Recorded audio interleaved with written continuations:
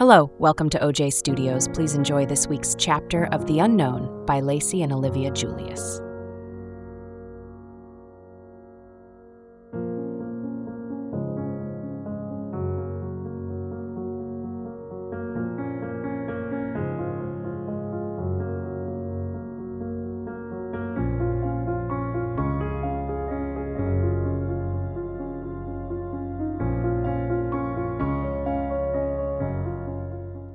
I woke up extra early this morning.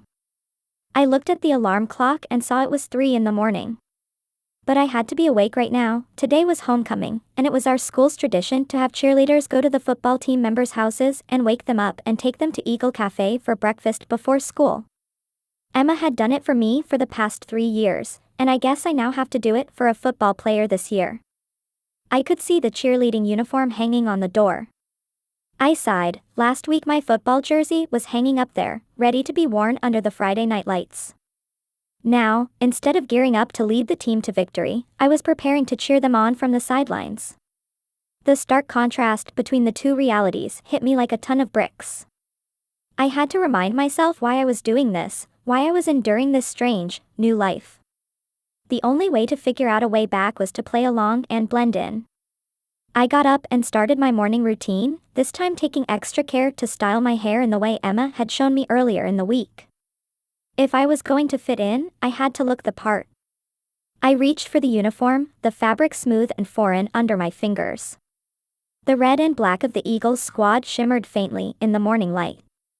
I had watched Emma wear hers with such pride, and now it was my turn. The skirt felt lighter than I expected as I slid it on, its pleats brushing against my legs in a way I was still getting used to. The top fit snugly, accentuating curves I hadn't even begun to reconcile with. I glanced at the mirror, taking in the sight of Brooke in her full cheer uniform. The reflection looked confident, poised, even spirited. But beneath the polished exterior, I still felt like an imposter. This wasn't me. Not really. Focus, Tyler, I muttered under my breath, shaking off the creeping doubt. You're Brooke now. For today, just get through it. When I was finally dressed and ready, I grabbed my bag and headed downstairs. The house was quiet except for the faint hum of the refrigerator. I had planned to slip out unnoticed, but the moment I reached the bottom step, I saw her. My mom was in the kitchen, her phone in one hand and a mug of coffee in the other. Brooke, she said, her face lighting up as she turned toward me. Oh my goodness, you look adorable in your cheer uniform. Wait right there. I have to get some pictures. I froze, every muscle in my body tensing. Pictures. Of course. Moms loved this sort of thing. Mom, I started, trying to sound casual, I'm kind of in a rush. Nonsense, she interrupted, already bustling over to me with her phone poised. You can't head out to homecoming breakfast without a couple of photos for the scrapbook. You know how much this means to me. Now, come on, give me a big smile. I forced my lips into a smile as she clicked away, directing me to pose in 100 different ways. Hold the pom-poms up. No, higher. Perfect. Now spin around so we can see the skirt. Oh, and one with your hands on your hips. Gosh, you look so grown up. The camera flashed again and again. I wanted to scream. I wanted to tell her to stop, that this wasn't me, that I wasn't her daughter, and that this whole scene was like something out of a nightmare. But I couldn't. I had to play along. You're such a natural at this, she said as she reviewed the photos. I can't wait to show these to your grandpa later. He's going to love them. I plastered another fake smile on my face. Thanks, Mom. Can I go now? The team's waiting. She sighed, a wistful smile crossing her face. Fine, fine. But don't forget to take lots of pictures with your friends, okay? And text me if you need a ride after school. I will, I promised, grabbing my bag and heading for the door before she could change her mind. The cool morning air hit me as I stepped outside, and I let out a long, shaky breath. My heart was pounding, the tension in my chest so tight it felt like I might burst. If anyone looked closely, they'd see through the cracks. I wasn't sure how much longer I could keep this up. But I had no choice.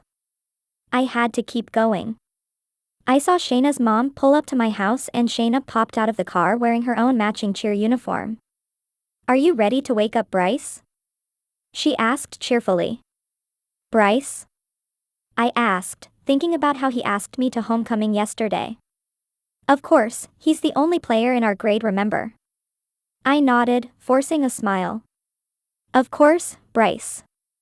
How could I forget? He was in our grade and my supposed homecoming date. The irony of waking him up for breakfast wasn't lost on me, and it only added to the surrealism of my situation. "Yeah, let's go," I said, trying to sound as cheerful as Shayna. We hopped into her mom's car, and Shayna chatted animatedly about the plans for the day as we drove to Bryce's house. Her energy was infectious, and for a moment, I allowed myself to get caught up in the excitement. It was strange to feel included in something so quintessentially high school, even if it was completely out of my comfort zone. When we pulled up to Bryce's house, I hesitated. Shayna practically bounced out of the car, holding a set of pom-poms and grinning ear to ear. "Come on, Brooke," she urged, waving me forward. Time to give him the full cheerleader wake-up treatment.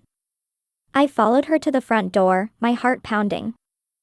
Shayna took out a key and inserted it into the lock. I took her hand before she opened the door. Even in this reality, I'm pretty sure walking into a person's house uninvited was still illegal. "Relax, Brooke," Shayna whispered. "Bryce's mom let me borrow the key so we can wake him up." That explanation did little to calm my nerves, but I forced a smile and followed Shayna inside. The house was quiet except for the faint hum of an air conditioner. Shayna led the way up the stairs, clearly familiar with the layout, and motioned for me to follow her toward Bryce's room. She turned to me with a mischievous grin, holding a finger to her lips as she whispered, "Ready for this?" I nodded hesitantly, clutching my own set of pom-poms as if they could shield me from the absurdity of what I was about to do. Shayna eased open Bryce's bedroom door.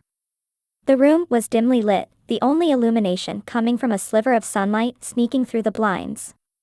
Bryce was sprawled out on his bed, clearly still deep in sleep. Shayna turned to me, her grin widening as she gestured for us to get started. "Okay, Brooke," she whispered. "On 3, we go all out. Ready? 1, 2, 3. Before I could think too hard about it, Shayna and I burst into synchronized cheers, our pom-poms shaking wildly as we chanted, "Wake up, Bryce. It's homecoming day." Bryce groaned, pulling his blanket over his head, but Shayna wasn't having it. She hopped closer to the bed, bouncing her pom-poms right above him. "Come on, sleepyhead. You've got a big game tonight, and we've got breakfast waiting." I stood awkwardly at the foot of the bed, trying to participate without feeling completely out of place. Bryce finally peeked out from under the blanket, his hair sticking up at odd angles, and blinked at us. "What time is it?" he mumbled groggily. "Time to get moving," Shayna chirped, yanking the blanket off him. He groaned again, but I caught the faintest hint of a smile on his face as he sat up, rubbing his eyes. When his gaze landed on me, his sleepy grin turned into something warmer. "Brooke?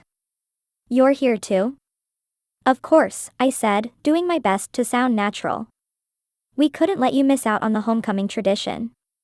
He chuckled, shaking his head. "You two are something else. Give me 5 minutes, and I'll be ready." As Bryce headed toward the bathroom, Shayna turned to me, her eyes gleaming with amusement. "See? That wasn't so bad, was it?" I shrugged, still feeling a little out of my depth. "I guess not." By the time Bryce returned, dressed and slightly more awake, the three of us were joking and laughing as we headed back to Shayna's mom's car. Despite the awkward start, the camaraderie began to feel oddly comforting. That is until I turned around and saw the football team photo. And saw that I wasn't on it. The absence of my face in the football team photo hit me harder than I expected. For a moment, I felt like the wind had been knocked out of me. I stood frozen in Bryce's living room, staring at the glossy image of a reality that no longer included me. The smiling faces of my former teammates looked back at me, but I was a ghost, a missing piece of a puzzle I once fitted perfectly. "Brooke, you okay?" Shayna's voice pulled me out of my daze. She had noticed my lingering gaze and followed it to the photo. Oh, yeah, that's just the football team, go Fighting Eagles. Yeah, I mumbled, trying to mask the ache in my chest. That's really great. Bryce, now fully dressed and in better spirits, walked over and grinned at the picture. Best year of my life, he said. This season's been even better, though. Can't wait for tonight's game. Neither can we, Shayna chimed in, nudging me playfully. Right, Brooke? Right, I said, my voice barely above a whisper. We left Bryce's house shortly after, but the image of that photo stayed with me, a stark reminder of everything I'd lost. I couldn't talk about it, not with Shayna, and definitely not with anyone else. How could I explain that I wasn't just missing from that photo, but that I was supposed to be in it? We made it to Shayna's mom's car, and we took off to the cafe. All the way I could feel Bryce looking at me. The Eagle Cafe was alive with the energy of homecoming morning. Normally it wasn't open this early, but Rick the owner had a tradition of letting us use the cafe to hang out the morning of homecoming. A mix of cheerleaders and football players filled the booths and tables, their chatter and laughter creating a buzz that felt almost tangible. It was a scene I'd been part of before, but now I was on the other side of it. Instead of sitting with my teammates, joking about game strategies, I was wearing a cheer uniform and pretending to fit in with the squad. As we walked into the cafe, Bryce stuck close to me, his relaxed demeanor contrasting sharply with the knots twisting in my stomach.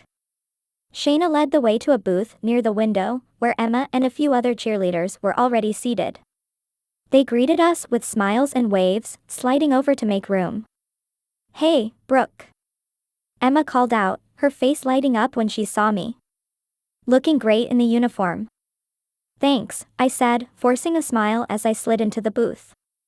Bryce sat next to me, his presence a constant reminder of how strange this day had already been. The table quickly filled with conversation, the football players talking about the game while the cheerleaders planned their halftime routines. I stayed quiet, nodding along when someone spoke to me but otherwise keeping to myself. Brooke, Bryce said, leaning toward me slightly. You ready for tonight? It's going to be a big game. Yeah, I replied, my voice steady despite the butterflies in my stomach. I'm looking forward to it. He smiled, and for a moment, I saw the genuine excitement in his eyes. Bryce wasn't a bad guy. He was kind, easygoing, and confident. And yet, sitting here with him, I felt like an imposter.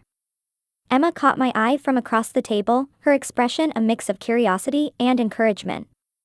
She knew how out of place I felt, but she didn't push me to say anything. Instead, she turned the conversation toward the halftime routine. We're doing our best routine tonight, Emma said, her tone confident. Brooke's going to be our flyer for the big finish. I nodded, still a little scared of the thought that I was going to be tossed in the air. At least with football I got a helmet to protect my head. The rest of our time there passed in a blur of chatter and last-minute plans. Every moment at the Eagle Cafe felt like walking a tightrope. I was balancing on the edge of two worlds, one I used to belong to and the other I was now forced to navigate. Every cheerleader's laugh, every football player's banter, it was a reminder of how much my life had shifted. Yet, I couldn't let anyone see the cracks.